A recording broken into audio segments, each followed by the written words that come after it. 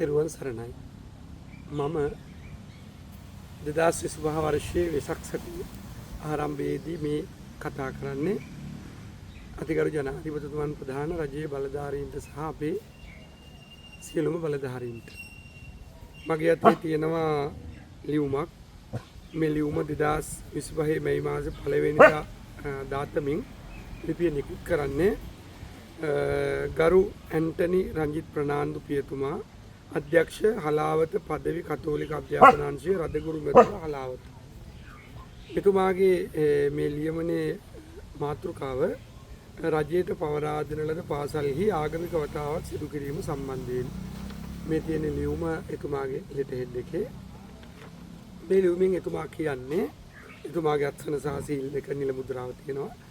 මේ ලියුමෙන් එතුමා කියන්නේ මේ අධ්‍යාපන ලේකම්තුමාගේ අත්සනින් යුක්තව නිකුත් කොට ඇති චක්‍රලේඛය ප්‍රකාරව වෙසක් වැඩසටහන් කිසිවක් පාසල තුල සිදු කරන්න එපා කියලා.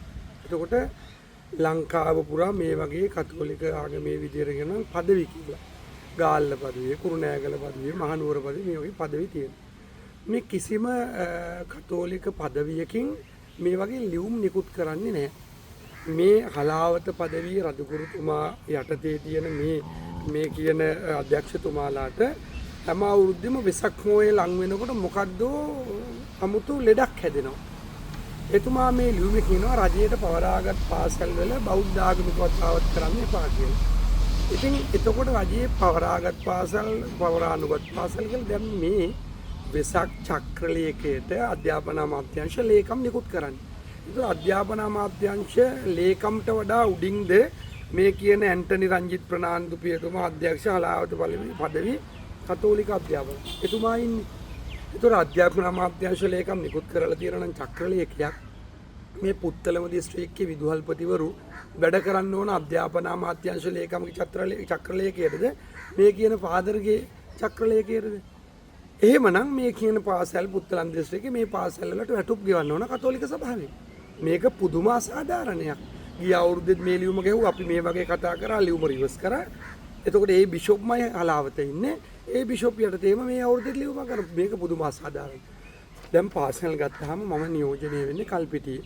කල්පිටියේ තියෙන කතෝලික කියලා මේගොල්ලෝ හදාගත්ත පාසල් වල කතෝලික වැඩසටහන ගත්තාම නත්තල් උත්සවය කරනවා.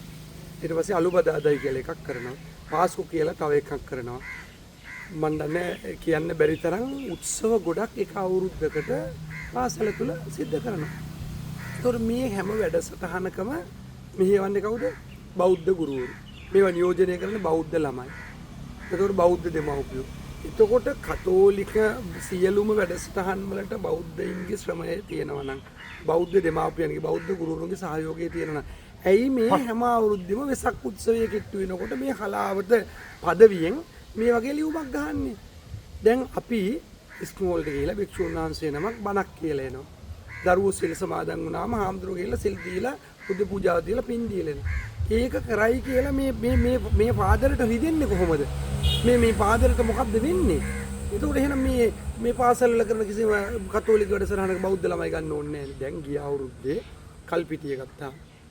දලුව ශාන්තාන්තෝනි ඉස්කෝලේ දරුවෝ සිල් සමාදන් වුණා. අපේ හාමුදුරුවෝ ගිහලා ආගමික කතාවත් කළා.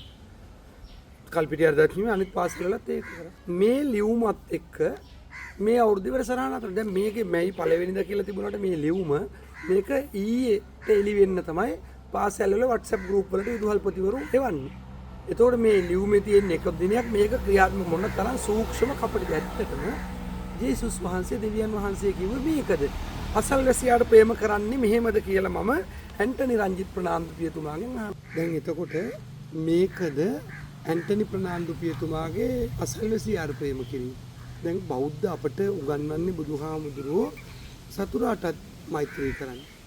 එතකොට දැන් කතෝලික පාසල් වල මේ විදිහ නම් හැසිරීම හාමුදුරුවෝ කිව්වොත් බෞද්ධ දෙමව්පියෝ කිව්වොත් අපි දෙන්නේ අපේ බෞද්ධ ළමයි වැඩසටහන වල. බෞද්ධ ගුරුවරු කිව්වොත් අපි ඉන්නේ කතෝලික වැඩසටහන. කොහොමද මේක දුවන්නේ? ඒ නිසා ඇන්ටනි රංජිත් ප්‍රනාන්දු පියතුමෝ ඔබතුමා දෙවියන් වහන්සේගේ දර්ශනය පතුරවන්න. දැන් ඊයේ පාප වහන්සේ පත් වුණානේ. එතුමන්ලාගේ බලාපොරොත්තු ඕක නෙවෙයි. මේ පාසල් වල ගම්වල ඉන්න මිනිස්සු සමගියෙන් ඉන්න එක නැති කරන්න එපා. මම මේ ලියුම ප්‍රකාරව එක්තරා නියෝජ්‍ය අධ්‍යාපන අධ්‍යක්ෂකවරියකට කතා කළා මේ ලියුම ගැන කිතුණු භක්තිකේ. අය කියනවා හාමුදුරනේ අපේ ෆාදර්ලා මේ කරපු වැඩේ මුළුමනින්ම වැරදි. හිතන්නකෝ බෞද්ධ දෙමව්පියොත් මේ විදිහට ක්‍රියාත්මක වුණොත් බෞද්ධ ළමයි කසෝලික වැඩසටහන් වලට එකතු වෙන්න එපා කිව්වොත් කොහොමද හාමුදුරනේ අපි පුත්තර මිනිස්සුකේ වැඩ කරන්නේ කියලා. ඒ නිසා මේ උද්දච්චකම සහ අසත්පුරුෂකමත් එක්ක ඒව දරුවන්ගේ පිට යොමු කරන්න එපා. ඊටාම සෞත්තුයි. දැන් ඔබතුමන්ලා අසල්වැසියාට ප්‍රේම කරන්න කිව්වට මේ අපේ දළුව ගමේ ඉන්නවා කතෝලික මිනිස්සු අතර බයිබල් ආගමික ඒගොල්ලෝ කතෝලික අය තමයි. ඒ බයිබල් ආගමේ අයට කතෝලික අයගේ සොහන දෙන්නේ නැහැ මිනිහ වලන්නේ. මැරිච්ච මලමිනිය. කොච්චර දුෂ්ටද ඔබතුමාලා? එතකොට දැන් දෙවියන් වහන්සේ මේවා කියලාද? නෑ. මේ ඔබතුමාලා හදාගත්ත ඊටාම අසත්පුරුෂ ඊටාම අන්තවාදී වැඩ. ඒ නිසා ඇන්ටනි රංජිත් ප්‍රනාන්දු පියතුමාගේ මේ අන්තවාදී ලිපිය අපි ඊරාය ප්‍රතික්ෂේප කරනවා. ඒ නිසා තවදුරටත් මේ පළාතේ මේ ප්‍රදේශයේ සාමය සමගිය රැකෙන විදිහට ඇන්ටනි ප්‍රනාන්දු පියතුමා සහ එතුමන්ගේ නඩය ක්‍රියාත්මක වෙන්න කියලා අපි මතක් කරනවා.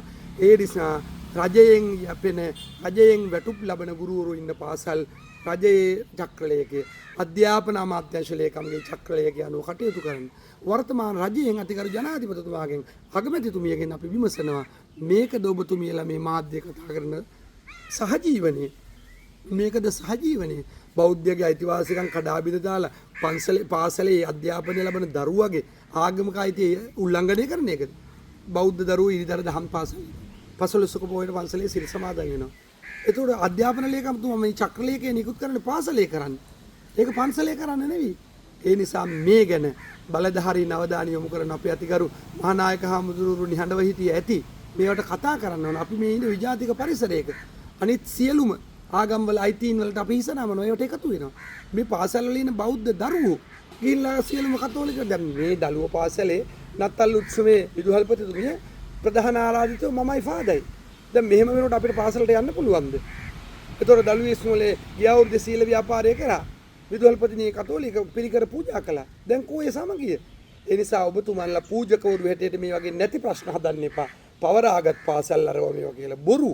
මේ රජයේ ඉඩම් ටික අල්ලගෙන මේ නටන නාටක නවත්තන්න. ලංකාවේ වෙනත් পদවි වල කොහොම මේ වගේ ලියුම් ගහනවා. මේ හලාවත পদවිය විතරයි මේ වගේ අන්තවාදී විදිහට හැසිරෙන්නේ. ඒ සඳහා කල්පිටියේ ශාසනාරක්ෂක මණ්ඩලයේ හැටියට කල්පිටියේ ජීවත් වෙන අපි සමගියෙන් ඉන්නවා.